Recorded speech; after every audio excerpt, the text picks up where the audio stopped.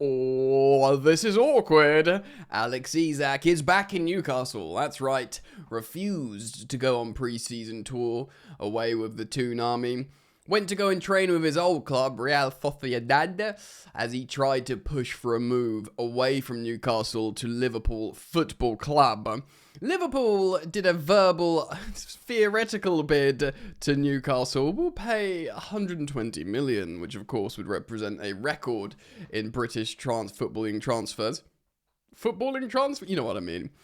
And then they actually came up with an official bid of 110 million, to which Newcastle were very sad and upset, reacted in such a fashion that Liverpool were like, okay, we're not going to bid again, but you can call us. It was like, we won't bid again, but if you want to, he clearly doesn't want to play for you. He's out in Spain training. If you need to sell him, and if for some reason he wants to come here, he wants to go there, then you can give us a ding, mate. That is where we're at, and of course it seemed like inevitable, but he has gone back. Could he be reintegrated? Could the public investment fund of Saudi Arabia dig their heels in and keep their star man? Of course, they're short on players. They've lost so many of their first choice transfer targets to Lap, Joao Pedro, Ekitike, Trafford.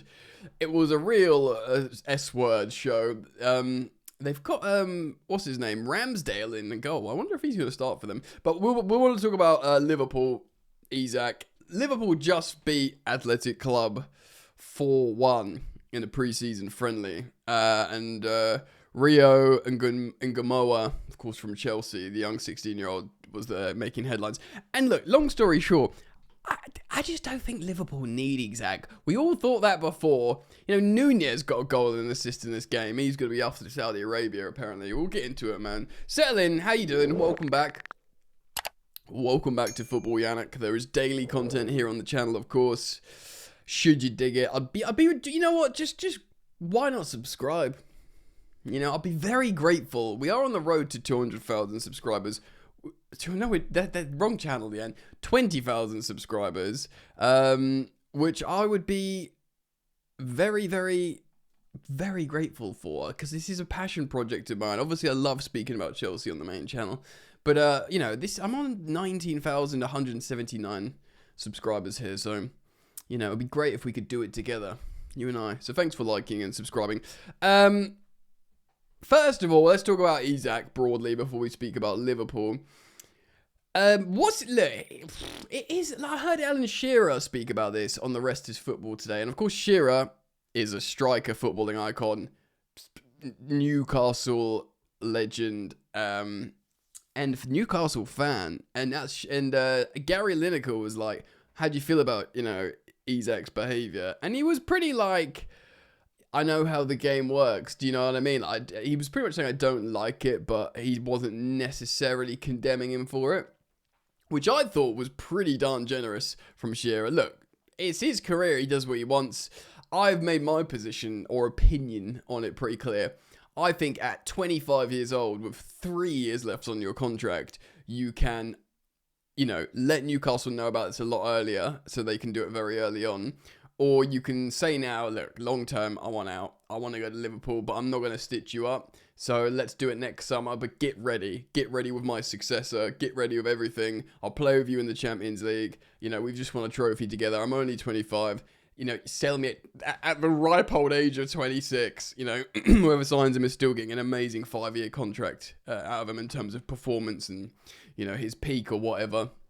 So I think, I know that's like theoretical fancy land where everyone's happy, but I thought maybe he'd do that. Obviously, he went away. He trained with Real Sociedad, and he's had to return now. Now, Eddie Howe's been talking about it kind of negatively. He's said, we hope to see him in a Newcastle United shirt again. Well, he's been pictured in one running around. Now, I wonder if I don't know, so forgive me if I'm wrong and correct me in the comments. I doubt he's trained with any of his teammates, Newcastle teammates. He's probably like, why would he? And I think a lot of them would be upset with them. I think there's even some loose reports suggesting that they are upset with Alexander Isak, and I would be too if I was his teammate. Just fobbing us off completely, especially in it's not like Newcastle were flush signing loads of players and their squad's looking really healthy for the upcoming Champions League campaign. It was the opposite. They needed their players to like back them more than ever, and they know last time they were in the Champions League they struggled without the additional players, and that's when he was like, nah, see you later, I'm gonna off to Spain and try and force this move. So yeah, if I was his teammate, I'd be annoyed, totally annoyed. Would he play for Newcastle again? I mean, yes, I guess. It's so interesting because it's massively in Liverpool's. Well, it's in Newcastle's court actually, because they've got a player that they know doesn't want to play with them. If they can sit him down and say, look, play with us for the season, and then we'll sort you out a move, then he could probably do a little, like, go into the dressing room, players around, sorry, I'm going to try my hardest this season. Do you know what I mean? Like, don't hate me. He could try that, but it's so intriguing. I mean, he doesn't come off well, but, yeah. Basically what will happen now is Newcastle will probably have to be like, right, he doesn't want to be here, let's try and find a solution as quick as possible. The league starts in less than 2 weeks, by the way. So the time is of the essence, and the new man's going to need to integrate quickly. And they need to basically try and sign Benjamin Sesko instead of Man United, get him in literally ASAP, and say, basically have Liverpool on the phone and go, right, 120 million, you can have him. All right, here you go. Deal, money swaps, they go and get Sesko. Train. But if that doesn't happen, he's going to have to be reintegrated.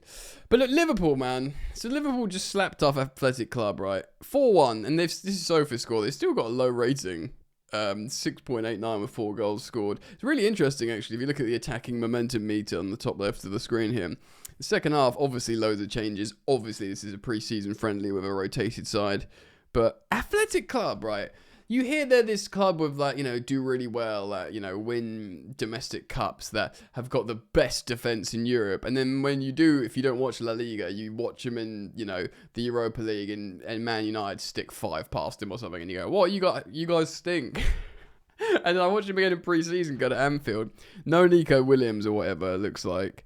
Yeah, he's not on the bench either. And his brother Inaki was, but he wasn't used. And yeah, man, they got slapped. They got absolutely slapped. Darwin Núñez, who he scored 5 goals in pre-season now. All that is doing is juicing up his Saudi price. Is it Al Hilal who won him? One of the Saudi teams. One of the teams that are affiliated with Newcastle United. It's all full circle. The talking points here was Núñez, who's going to be out the door. And, Rio and Gamora, this kid, he's 16 years old. He does turn 17 at the end of this month, so he's past it already, mate. As you can see, he's a left winger. He got a goal in, like, the first minute or something, or 2 minutes, and then got an assist immediately after. A good assist as well for Darwin Núñez. And he looks absolutely mustard, mate. Of course, he came from my mob Chelsea. I mean, I'm at the point now as a Chelsea fan, you can't keep him all. We've got so many good talent coming in and out, and this, that, and the other. You will lose good ones.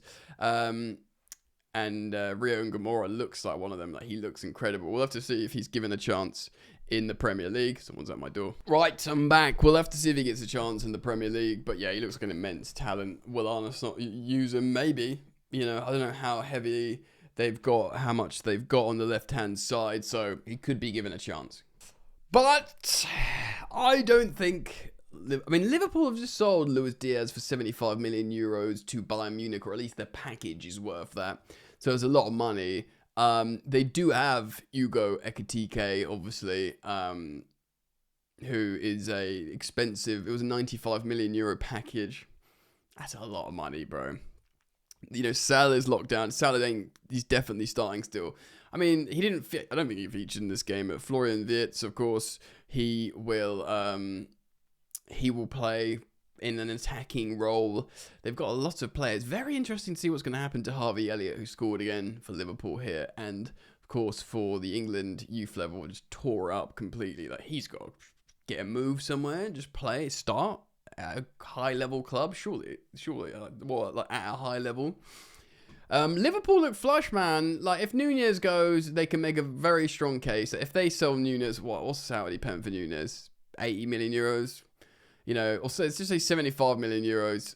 if they sell Luis Diaz and Nunez for a package of 150 million euros when they're already relatively safe in PSR, they'll be like, yeah, should we buy Isak now? Although at that point Newcastle may be screwed. They might not have the time to get in a Šeško or something. They might panic and call Chelsea up and be like 80 million for Nicholas Jackson.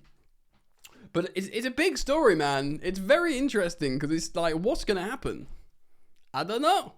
Do you know? Comment down below. Let me know your thoughts, feelings, opinions, emotions. Yeah, leave your thoughts, man. Thank you for joining me. And as always, thank you for liking and subscribing. Road to 20,000 subscribers, baby. So let's see if we can do it together. All right. Peace.